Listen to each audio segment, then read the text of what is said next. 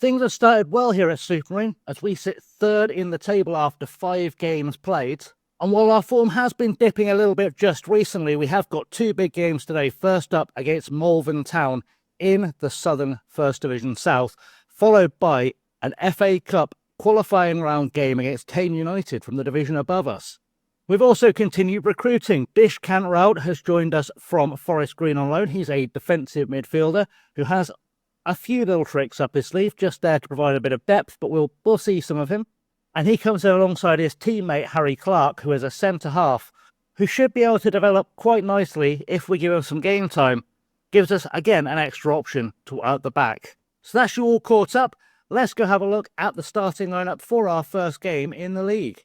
So our starting lineup looks as follows. We have got Purnell in goal. It's Hemmings, Blythe, Grant and Petrinsky at the back behind Edge. Sonoiko making his debut for the club next to Betts. Gray on the right-hand side, Monk on the left, Beardwell up top. On the bench, we've got Selman, Foy, Lipus, Rout and Kern making up the reserves there. And then Larkins as well. Our big issue is Kian Larkins on loan from Swindon is injured. He's going to be out for a couple of months.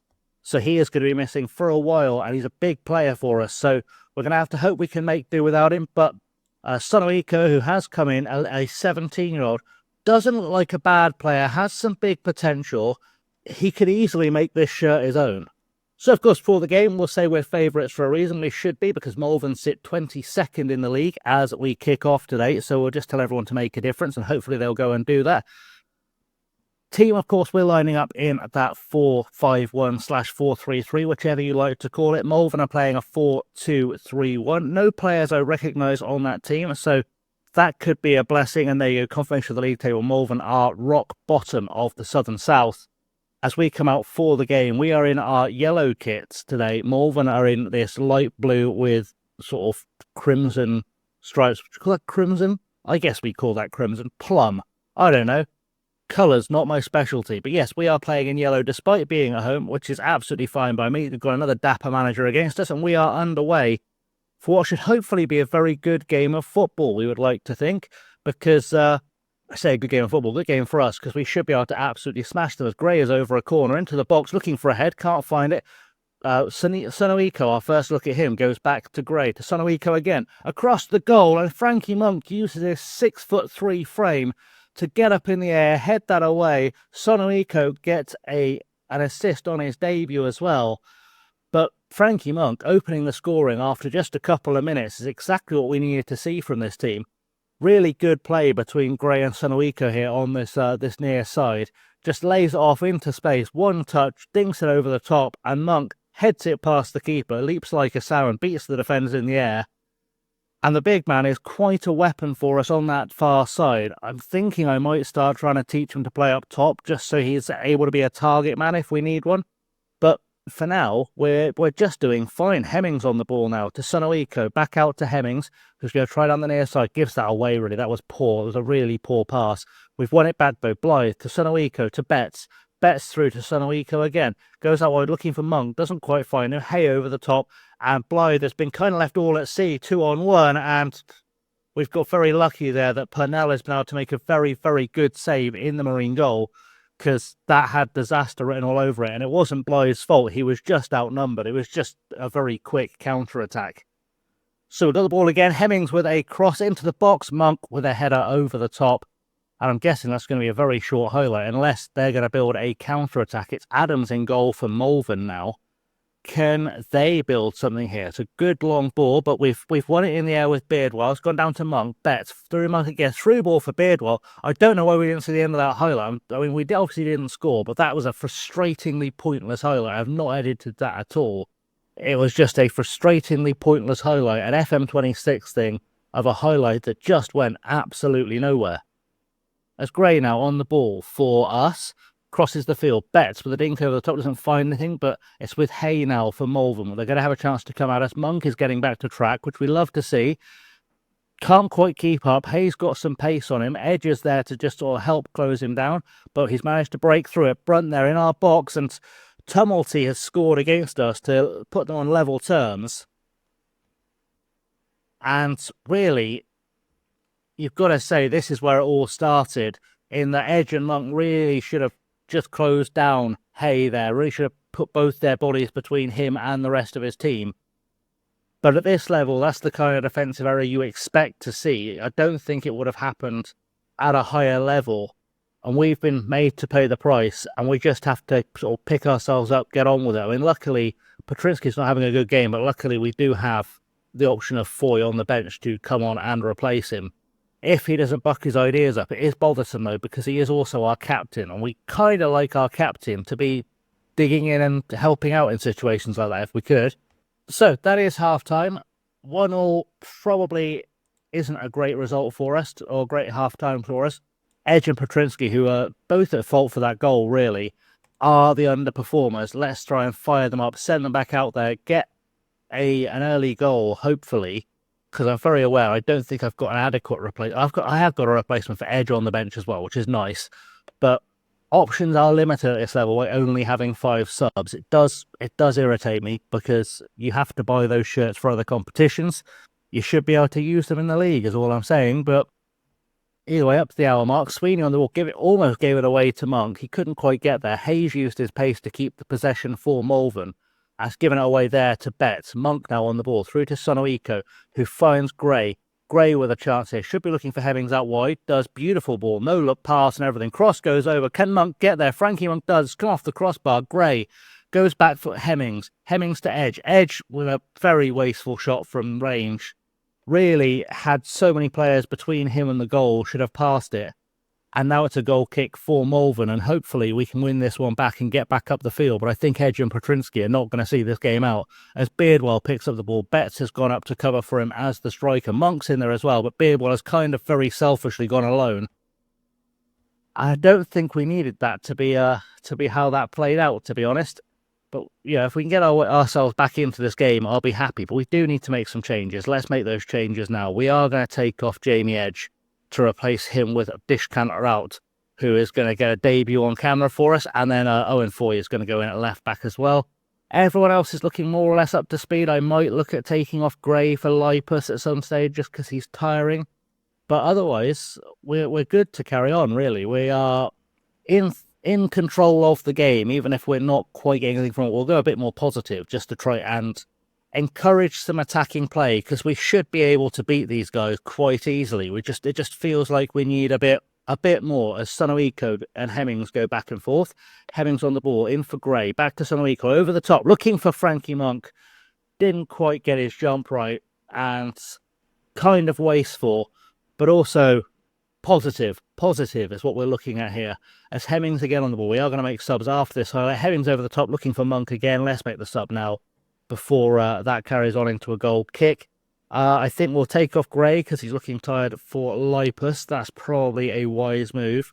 I am aware that Betts is tiring and not having the best game of his career, but again, it's a needs must. Blythe is looking nervous, so we'll take him out and replace him with Kern, because that just feels like a safety shot, really.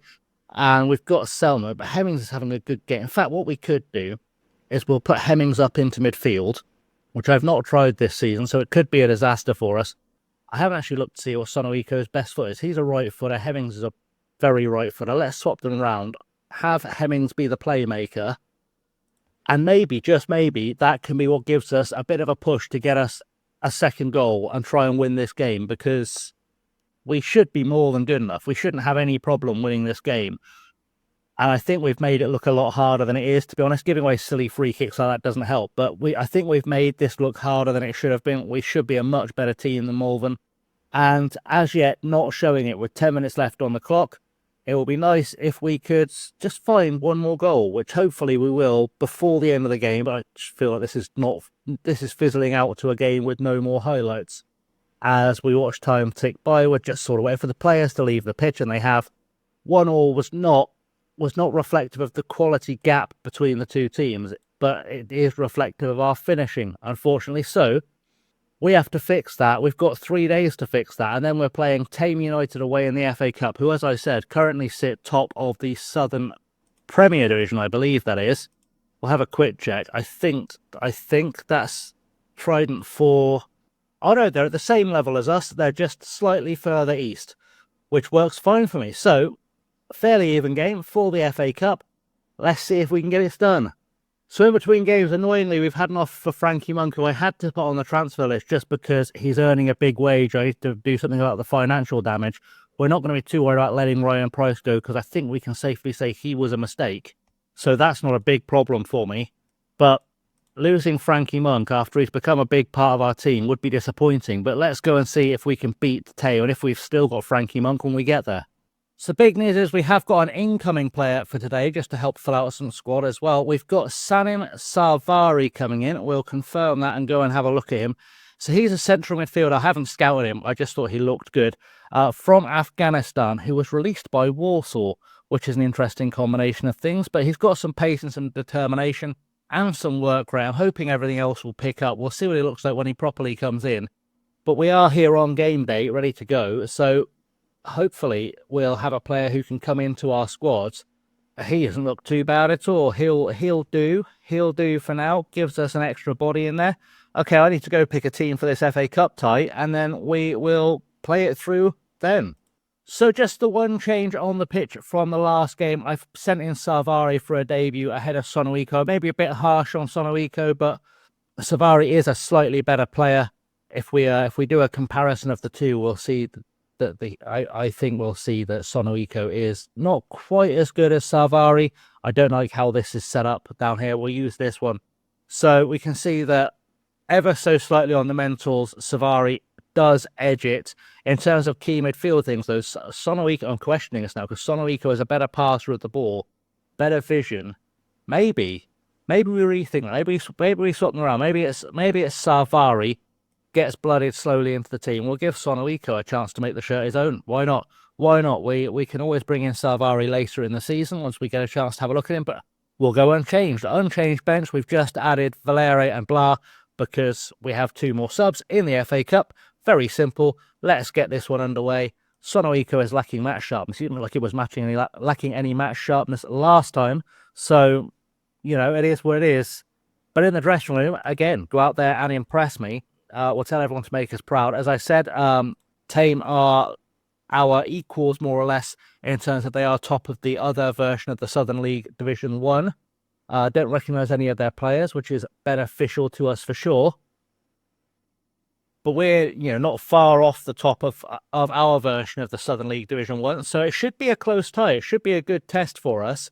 Magic of the Cup, we're away from home in Tame as well, so that's going to factor in. We are playing in our home kit, which is nice because I'll have a better shot of recognising our players.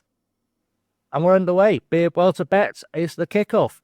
And we're already back with Sonoiko, who, it's, as I said, it's not impossible. He could make that number 8 shirt his own if he carries on performing the way he did last time out.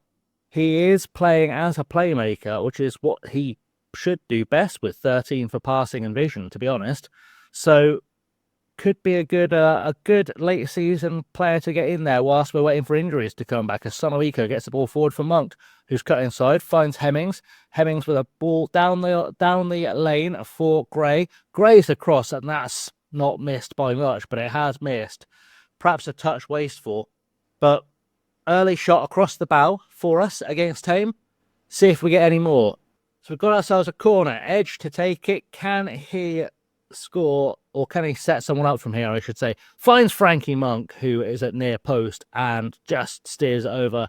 He's such a good person to have at near post on corners, purely because he's so big that he gets to things in the air quite nosely.